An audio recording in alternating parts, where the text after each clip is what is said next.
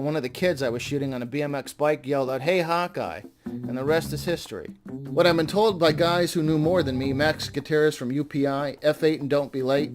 The late Eddie Adams once told me that you're only as good as your last picture, and he hadn't taken that one yet.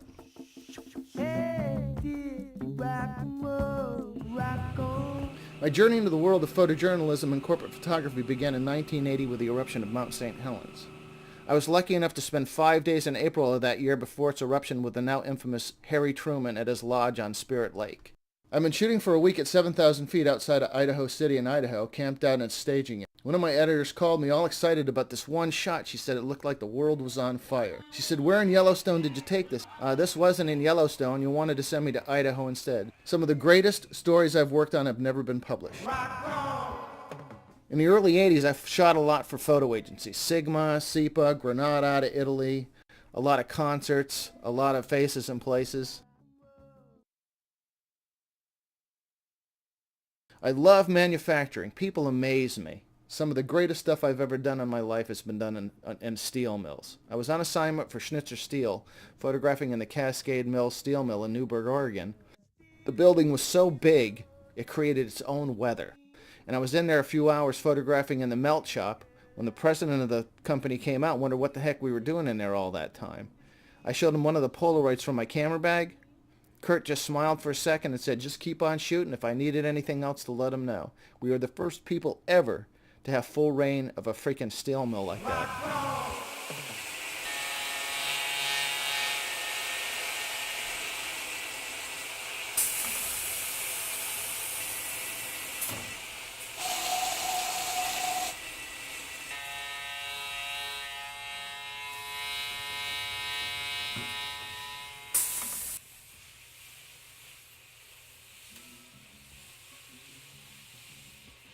A really cool assignment I liked was for Rydell International. They were building one of the largest free-span railroad bridges in the world here in Portland, and they gave me full reign of a helicopter. I was told later on that my shots were used on the cover of 6 magazines worldwide. Another nice surprise. I had some fantastic journeys for time and life, from forest fires to the nuns of Shaw Island.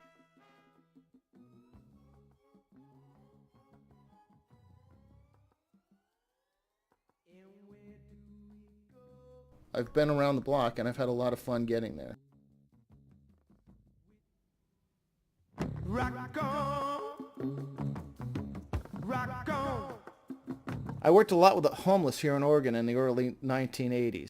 And one person came up to me and said, "Hey, the Red Cross needs somebody to do a print and a PSA campaign," and I was more than happy to help them out. So I came up with this idea of photographing a young child's hand holding a paper cup, one of the Red Cross cups. 2 months later, the guy whose hand was used to drop the coin in the cup calls me all excited. He says, "You gotta look in the Wall Street Journal." And looked in there, and there's sure as shit, there was a full-page ad running in there of my photograph, my idea. Some surprises like that are just great. They don't happen all the time. Along with myself, video crew to go with me over the Straits of Juan de Fuca to photograph some trucks on the bow of a barge destined for Alaska. Well, we got up at first light and flew up over the hill. The ship we were supposed to meet had already had everybody dropped off from the pilot boat, was heading back to shore, and it was on its way out to sea. Backlit. A true nightmare. The pilot says, "Okay, now what do we do?" I says, "Well, why don't we land at Port Angeles and grab a cup of coffee?" I called the captain of the ship and said, "Hey, this is what we need to do." We get out there, he pulls 5 big donuts in the middle of the ocean in the huge ship, which gets the videographer the footage that he needs and the still pictures that I need to make the client happy. So we save the shoot, we save the day. So what's next? What fascinates me and keeps me going? People do. Plain and simple. Right now I'm making movies, which is a whole new challenge. I love being able to move my pictures. So keep your eyes open and keep looking. Thanks for your time.